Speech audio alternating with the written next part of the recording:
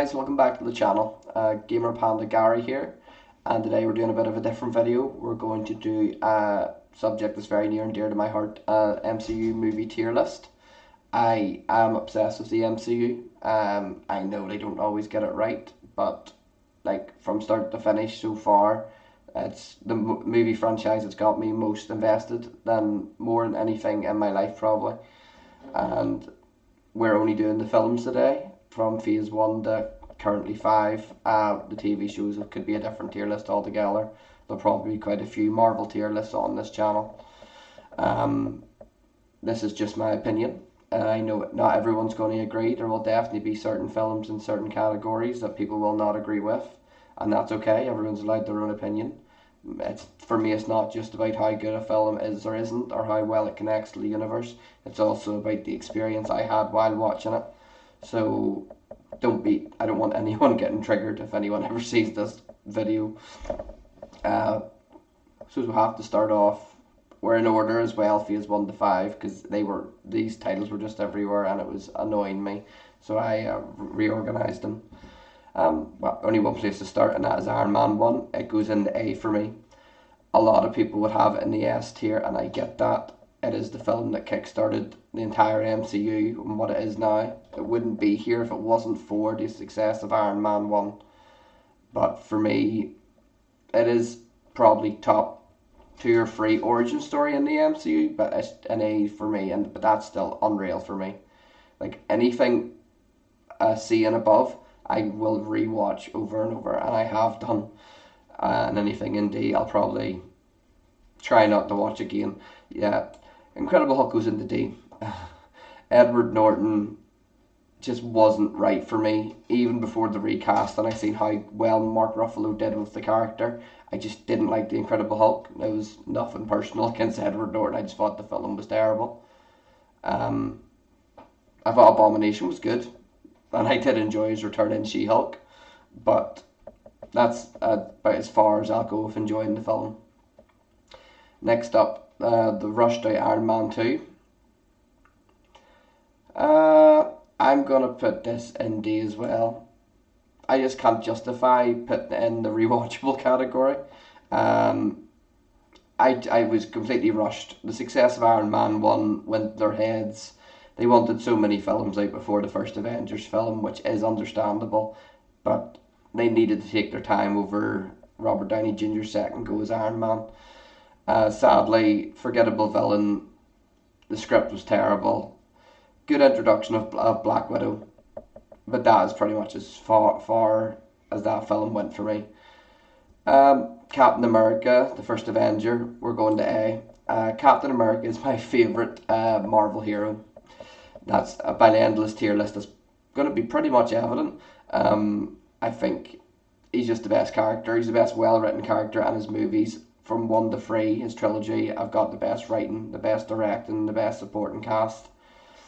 And every single bit of it is like it can operate as its own individual story and within the connecting universe. So what more could you want?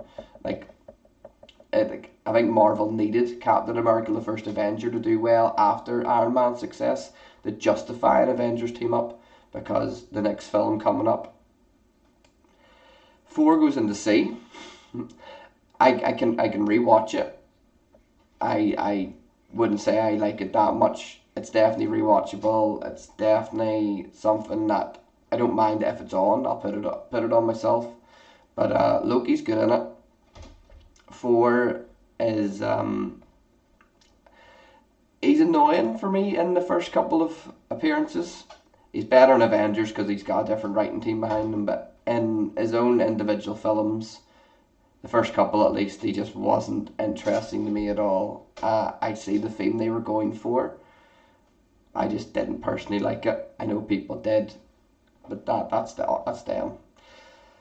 First Avengers film, that's an A as well for me. Once again, people would have an S.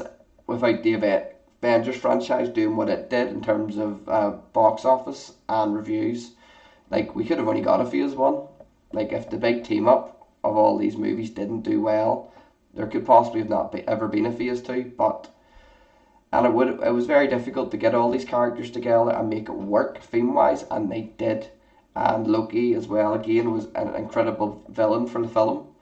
Uh, I'd say every character in the film shined, every single one, even Thor, which at that point I was not happy with. But fair enough. But still A, still nobody in S until now. Captain America: The Winter Soldier. In my opinion, easily, we won't get too far ahead of ourselves, easily the best film in Phase 2. There is only one film in Phase 2 that can even come close, and we'll get to it in a few minutes. But The Winter Soldier, it did everything that needed to be done with Captain America in entering the new world. Like, the Avengers touched on it very little. The fact that he was a man out of time, he had been frozen for so many years and then brought back in the 21st century. The Winter Soldier just brought all that, and the whole espionage factor, the fight choreography and the stunts alone, like this film will have aged well in like 50 years time. Like, it's groundbreaking for the MCU. I think it was the film the Russo brothers were involved with, and it set the tone for them as well because they didn't have a bad film. It was absolutely incredible. Next up, Iron Man 3. I'm not going to be harsh. I'm going to put it in B. It's definitely better than Iron Man 2. It's not as good as Iron Man 1. And a lot of it I enjoyed, I have to say. The whole PTSD version of Tony, I thought played off well in the film. You would have that if you did what he did in the Avengers.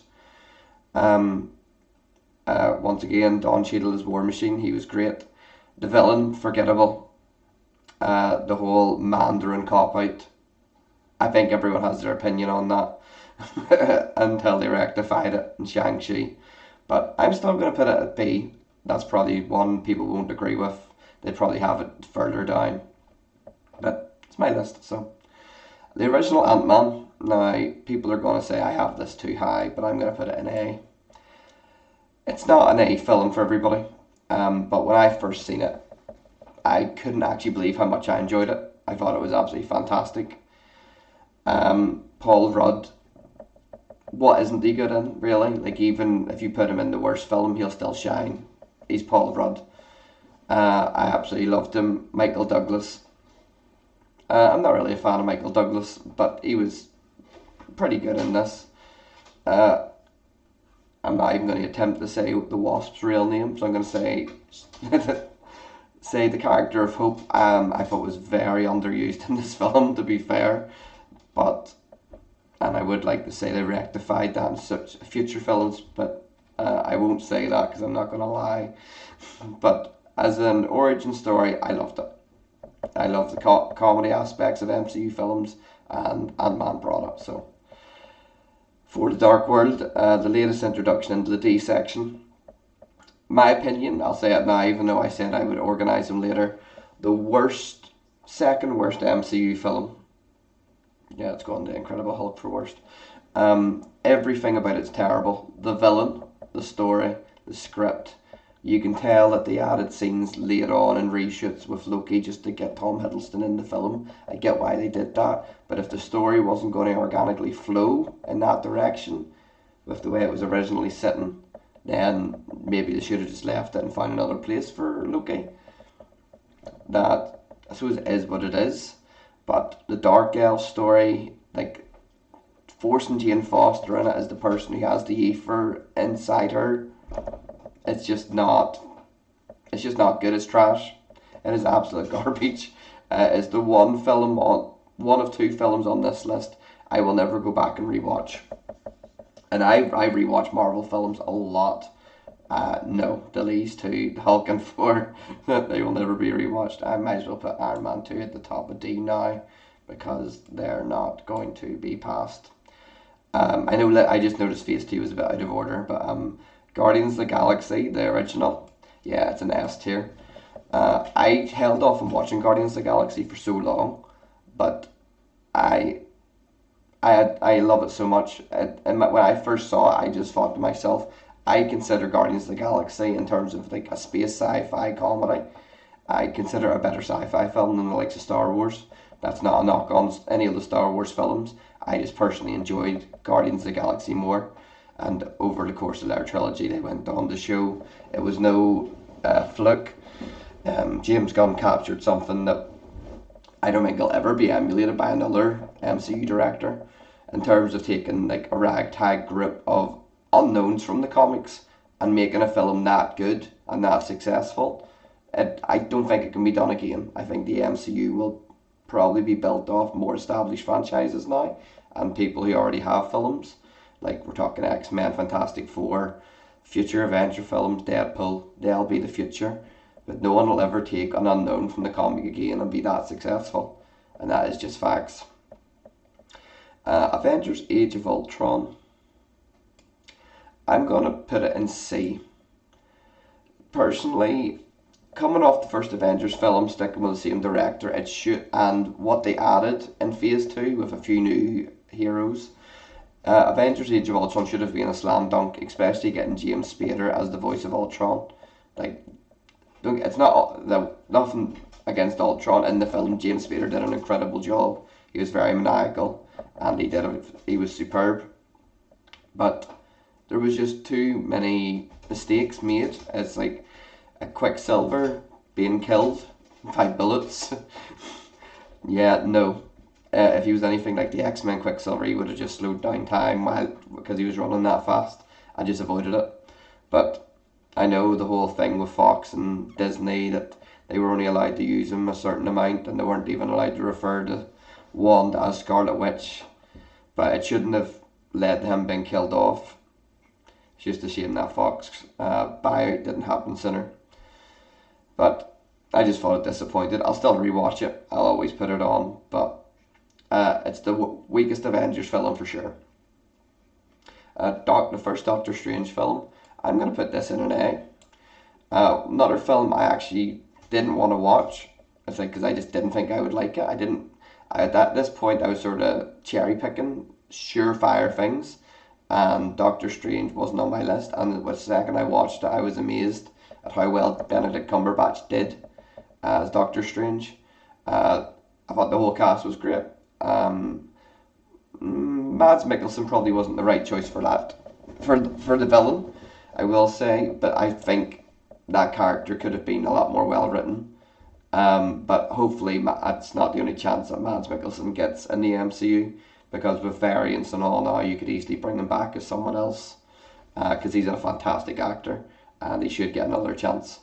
But the special effects, the story, the choreography in this film, and the fact that it introduced like Lemire Dimension, it was essential for the MCU's future, and it established that Doctor Strange was going to be a key player in it in the future. Guardians of the Galaxy Volume 2. This is one that a lot of people aren't as keen on. It's not as good as the original. I'm going to put it at A. I think it's still an amazing film. The comedy in it will be timeless, in my opinion. You'll always be able to put on Guardians of the Galaxy, any of them, for a laugh, and a heartbreaking story 9 times out of 10. But it was a bit weaker on this time. I think they overdone Drax too much. Like, people need to remember Drax is originally meant to be Drax the Destroyer, not Drax the comedian. I know it, like, all the stuff he is doing is funny, but I think you just needed to tone it down a little bit. You have to find the right balance. There was no really story thread for him. Just a few little fleeting moments with him and Mantis where like you sort of felt bad for him, but overall still an A film. Like, as I said, anything above C is good. A's unreal. I'll always put on Volume 2, but it's just not an S tier film. The original Black Panther, Chadwick Boseman. I'm gonna put it at A. First time I seen this film, like, I couldn't believe that a film that was like so, like, it is pretty much separated from the rest of the MCU at that point. It was like all obviously near enough the whole film took place in Wakanda. It was brilliant. The entire cast did an absolutely incredible job. I'm actually a bit gutted that Michael B. Jordan, like as Killmonger, he did such an amazing job that his character obviously didn't see the end of the film. Like, a spoiler alert. But it would have been nice to see Killmonger make a return in the future.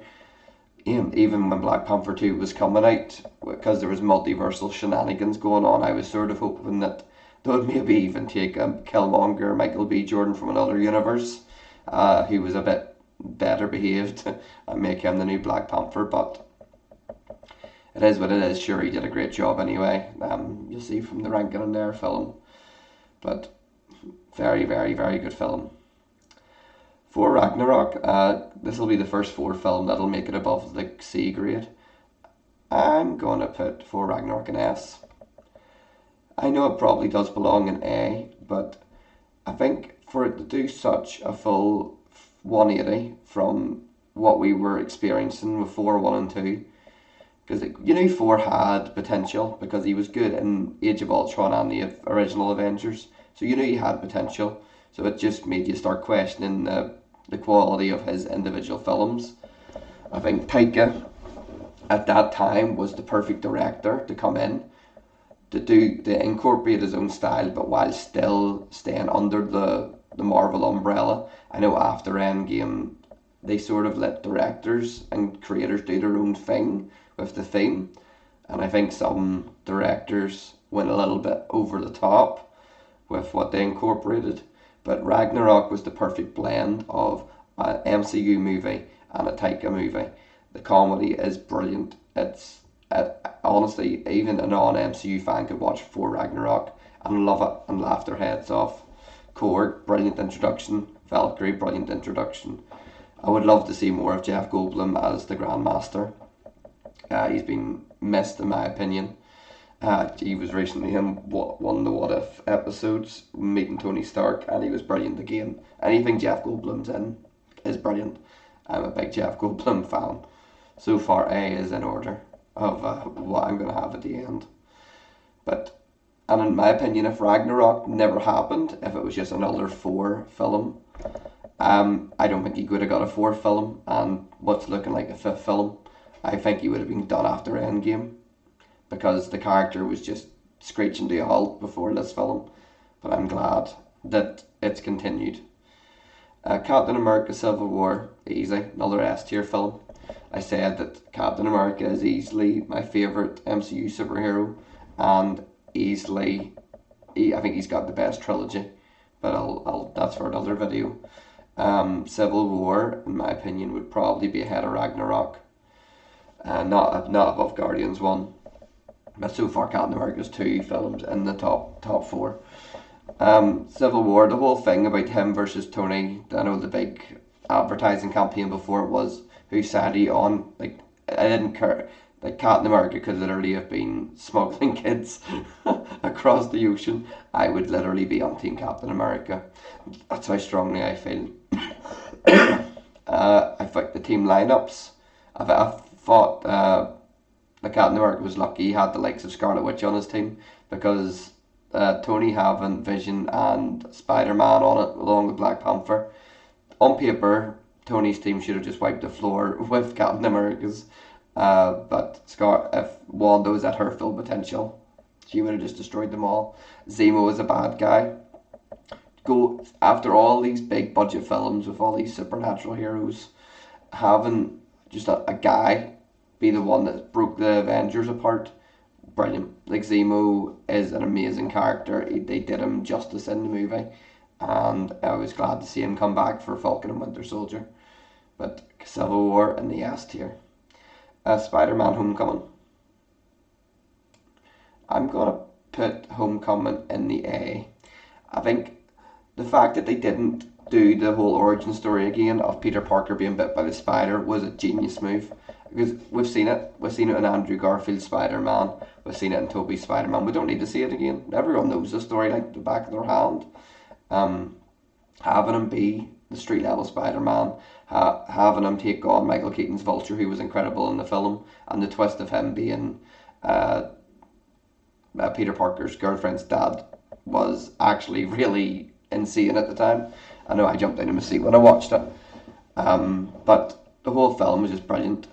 The whole mentor thing as well, the fact that because it's MCU Spider-Man, they can just get Robert Downey Jr. in and have Iron Man in a Spider-Man film, like, probably gives it the edge in terms of box office appeal over the original Spider-Man film. But Tom Holland, like, and it was this film where I just knew Tom Holland was the perfect choice to be Spider Man. Like, not everybody was happy when Andrew Garfield was replaced when Sony loaned him out to the MCU. I wasn't I wasn't happy either. Everyone loves Andrew Garfield, but Tom Holland, like, that's not should be held against him. He's incredible as Peter Parker and Spider Man. He's the perfect blend of both, in my opinion. Uh, oh, we're already at Infinity War. Well, that's S tier. My opinion. I know obviously Endgame goes absolutely mental. Infinity War is the best Avengers film so far. It's the only Avengers film in the S tier. We're going to pop Infinity War at number three so far. Infinity War is absolutely incredible. Breaking up the Avengers into two teams, one on Titan, or even three teams. This was the Guardians with four, and then the Cool group in Wakanda. That was genius because you had Thanos going from team to team, picking them apart, taking their stones, and making it's Thanos' story. Having three teams of Avengers in it essentially, but the story's about Thanos and him justifying his actions. And you sort of think that even though he's obviously the worst guy in the world, you, you understand it, like his motives and his logic. Yeah, killing half the universe isn't ideal, but you understand why he's doing it. He's not just doing it for a laugh, like some villains in some MCU projects. Like he has everything going for him, and Josh Brolin did an incredible job. Nobody could have done Thanos the way he did. Uh, and the cliffhanger ending of half the universe being dusted, including the likes of Spider Man, Black Panther, like it basically guaranteed Endgame was going to be one of the highest grossing films ever. I think Avatar overtook it again. But people were going to see the next one.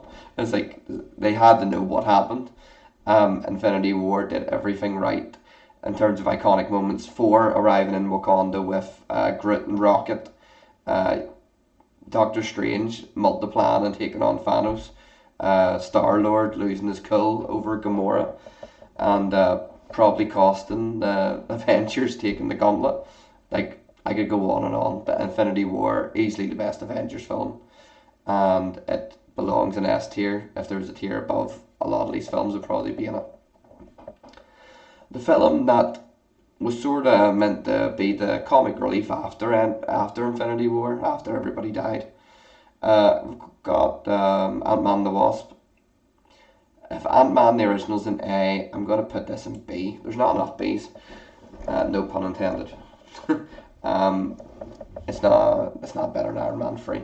It's definitely good. As I said, I love the Ant Man films. It had the humour. Luis as a character, I didn't even mention him for the first one. His expositions in these films and his speeches, they're brilliant. If you told me that the likes of Luis was narrating like the What If show, I would watch every episode of 5 times because he's that funny. I think that they should, after every phase, they should just do a recap of the phase, and it should be Luis explaining the phase, like just to catch people up for anyone who hasn't been keeping up with Disney Plus and all. I would love to see Luis just doing everything. Ghost as a villain, very forgettable. Cool power set, don't get me wrong. Lawrence Fishburne as Goliath. Yes, wasted. I know obviously it's hinted that he's an older, not superhero, he's just a scientist. But I know he showed up as Goliath in the What If episodes. But it should have been something that maybe came into play in a later Ant-Man or something. But I'll give it for what it is. It's a B film. It could have definitely been better, but people need to remember it was also being judged coming right after Infinity War. Nothing was going to really reach those heights.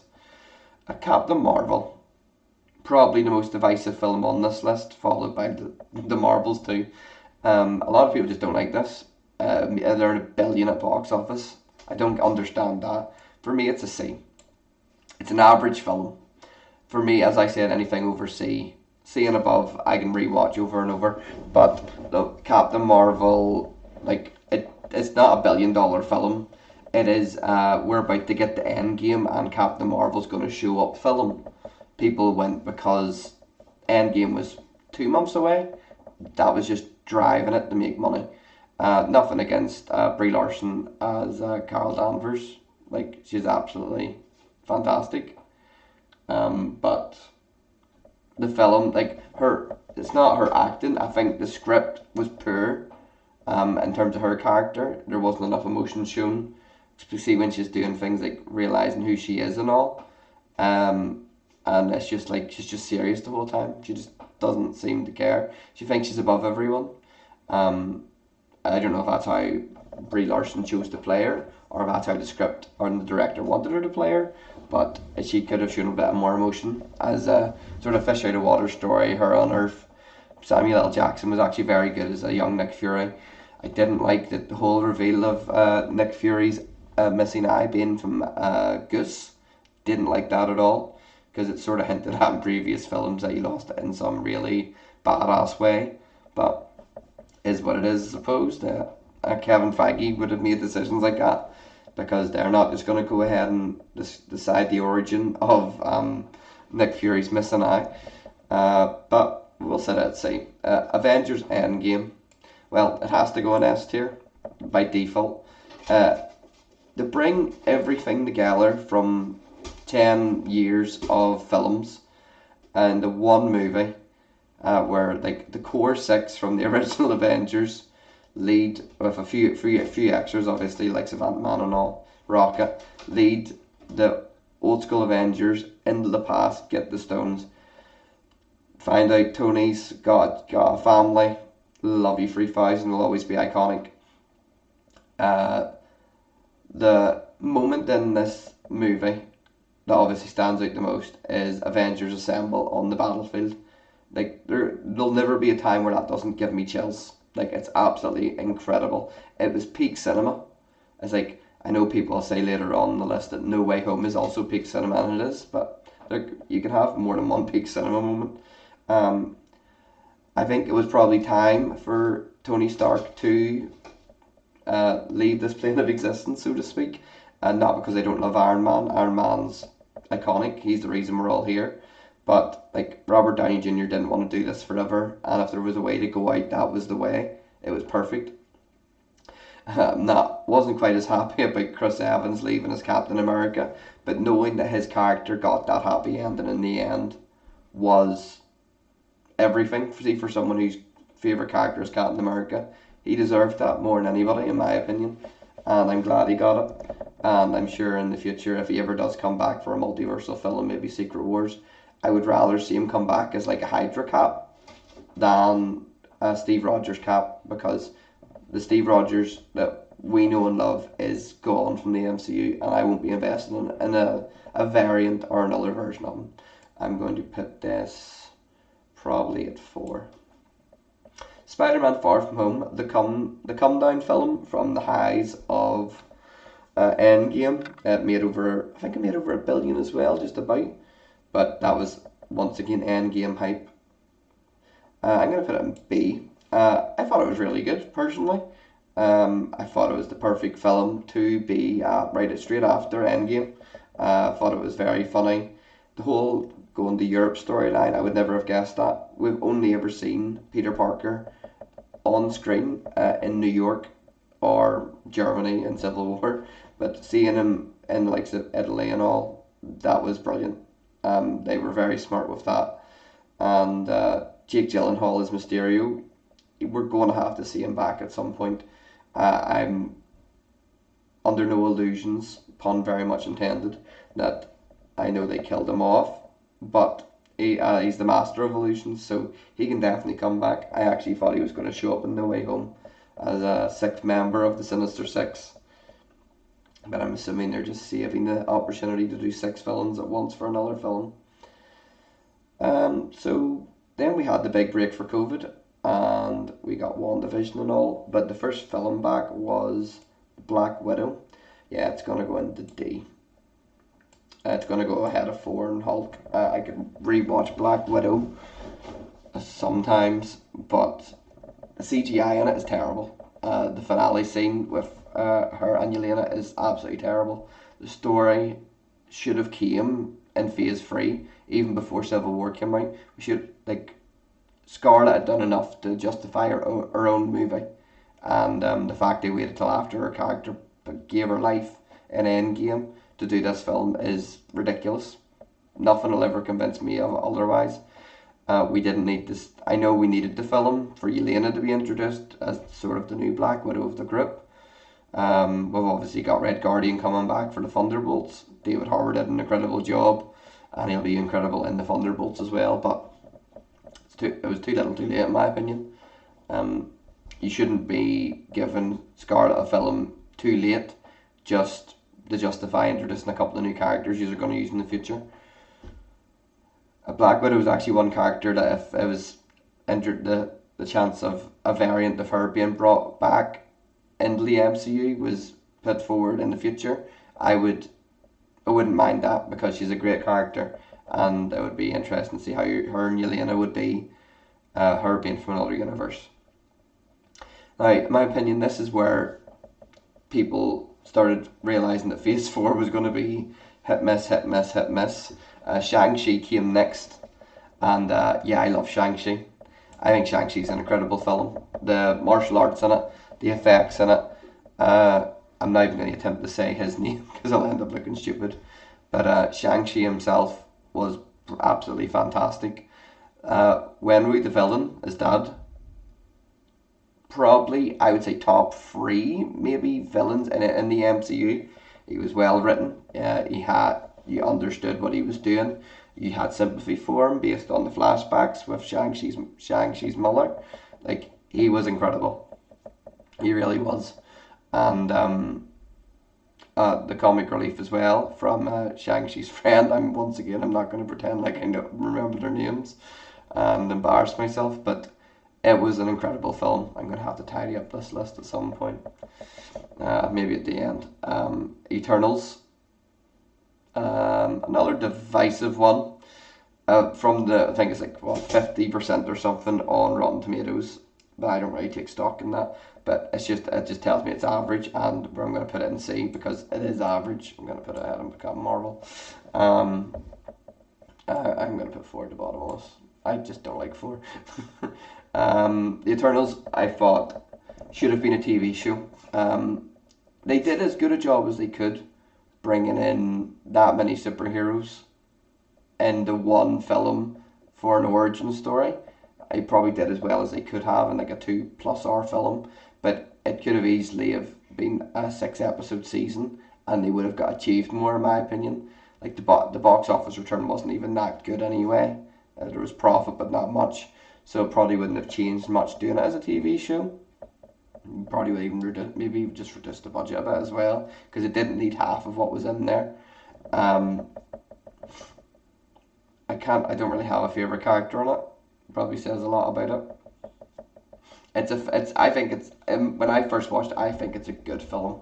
I do, but in terms of MCU quality, you have to compare it about against what came before and what came after. It's an average MCU film, but probably a good film overall if it's compared to anything outside the MCU. Um, this was event filmmaking right here. This Spider-Man No Way Home. Now, first a hot take about No Way Home. I put it in S tier. I think the first half of No Way Home is an average film. I think if it had continued on that trend of the first half, I think it could have been in a B. The second half, I'm not going to say it saved it because like everything in the second half of the film earned it in the S. Toby and Andrew coming back. Spoiler alert if you haven't seen it. It was incredible. It wasn't just a cameo for the sake of a cameo. They serviced the story. Andrew's portrayal of Spider-Man, even all these years later after he was ousted from Marvel and Sony, to come back and, in my opinion, be the best Spider-Man on screen. He deserves all the appreciation he gets.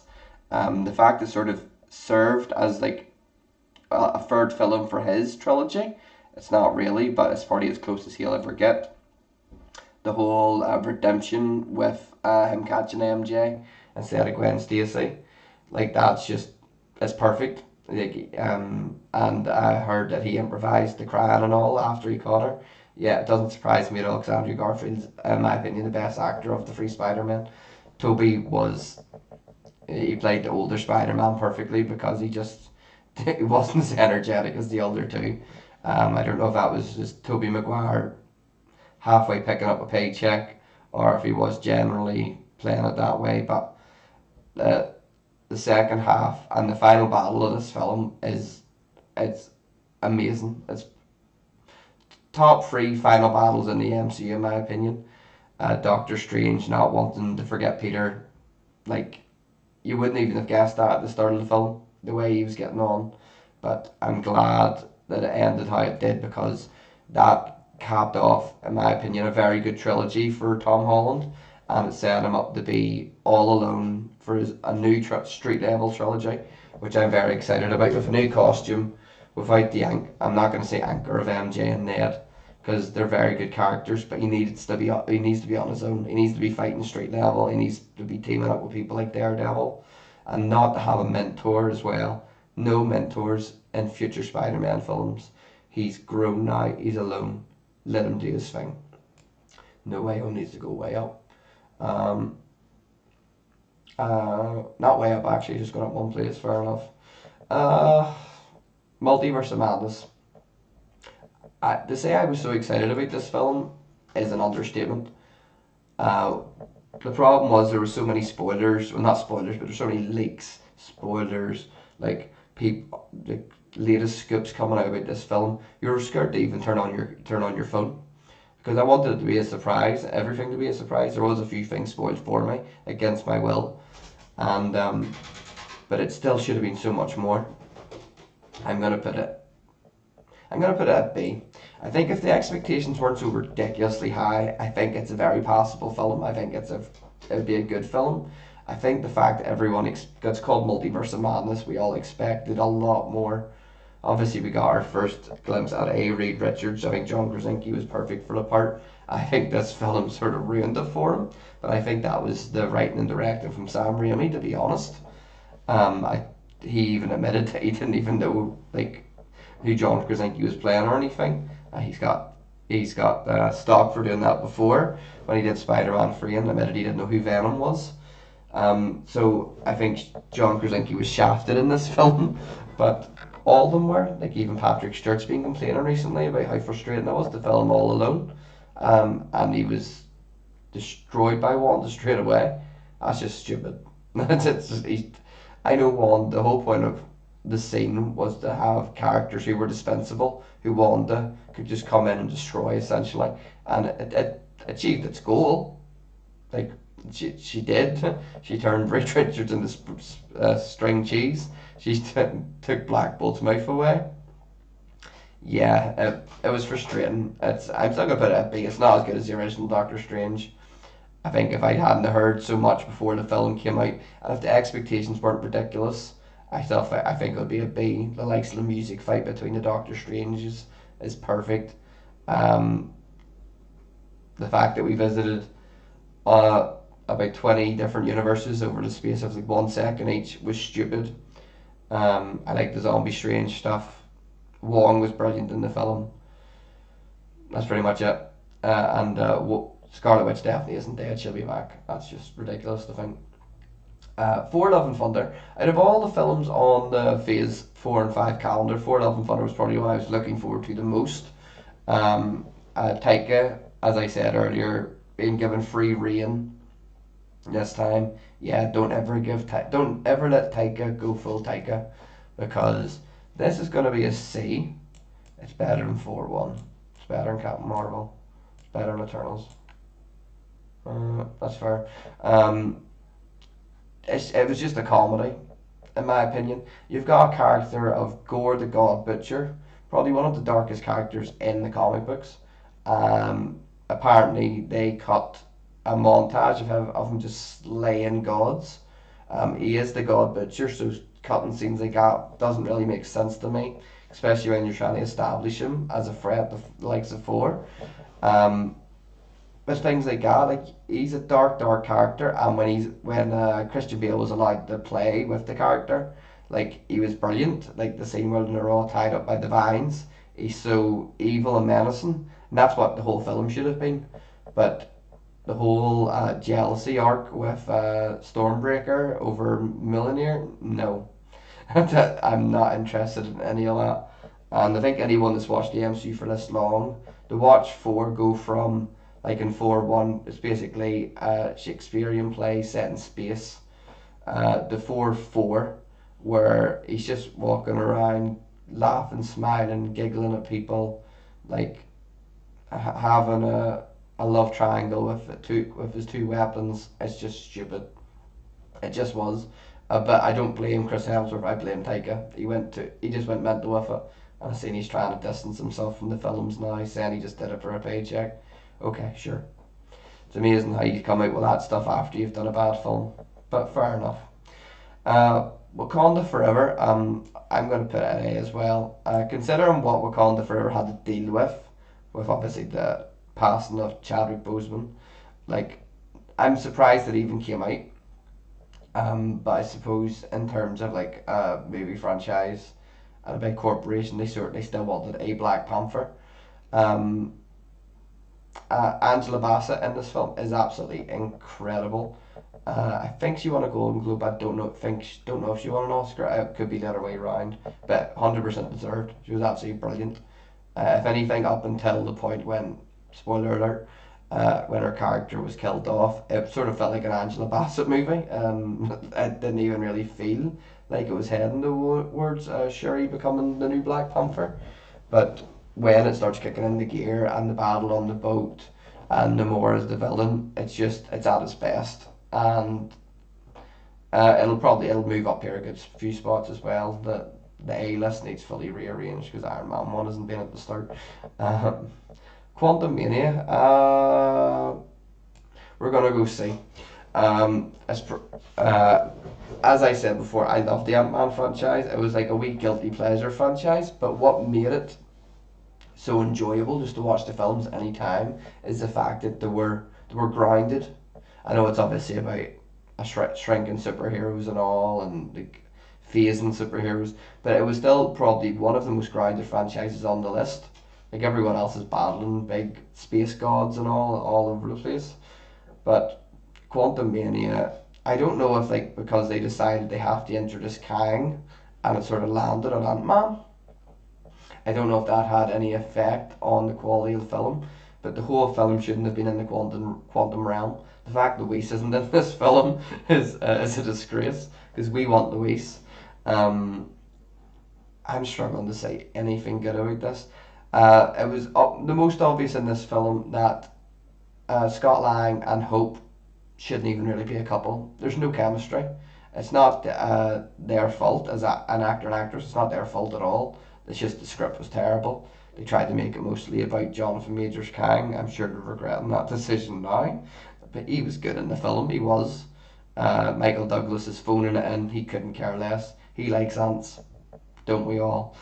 Michelle Pfeiffer, she was alright. She was good. But the whole I'm not going to tell them why they shouldn't go down there. I was like, just tell them. Like, don't be an ass about it. Like, you just tell them. But so far, it really it was proven that Marvel was going hit miss, hit miss, hit miss, and they were even doing that with their TV shows as well. Guardians of the Galaxy Volume 3, that's easy. That's an S tier. Uh, like this film for me, because the Guardians trilogy is probably my second favorite trilogy. It was very important to me that James Gunn stuck the landing on this. It needed to be better than Volume 2. Even though Volume 2 was great, it had to be. I thought this film would have saved Marvel, in my opinion, because I knew it was pretty much guaranteed to be very good. It was guaranteed to make a lot of money, but it had to be like one of the best films of the year, in my opinion, and it was. 100% was. Probably a top three film this year.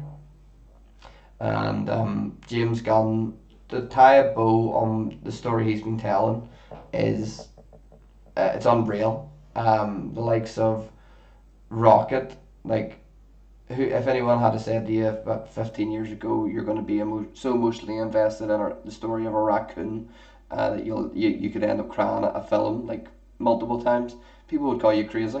But like Nebula was fantastic. Drax, as I said in Volume 2, he was too jokey. They went over the top of him. Perfect in this. He had his jokes, but he had his serious moments too, and perfect send off for Dave Bautista. If this is in fact his last hurrah as Drax, and I really do hope that we see Star Lord again. I really do. I know it said at the end we will. I don't know what project he could show up in next, probably an Avengers film, but it is so good to know Chris Pratt will be coming back. I think there should be another Guardians film, personally, with the new Guardians from the post credit scene. I'd watch it. I'd go to see anything Guardians. And I know James Gunn has recently said that he'd have every faith in Kevin Feige choosing someone new to continue the story. So hopefully that does happen at some point. And the most up to date movie in the Marvel franchise, the Marvels 2. I'm going to put it, as I said, this is also based on the experience I had. I'm going to put it at the high up on C. I'll rewatch it. It hasn't hit Disney Plus yet. I will rewatch it. It's better than the first Captain Marvel in my opinion. I thought it got a lot of unnecessary hate. I do get the criticisms that some of the story just doesn't make sense. The Singing Planet, I literally could have walked out of the cinema when that came up. It was that cringe. But the dynamics between Captain Marvel, Monica Rambeau, and Miss Marvel, it was very good. It was very funny. It introduced a brand new side to Carol Danvers, which was needed.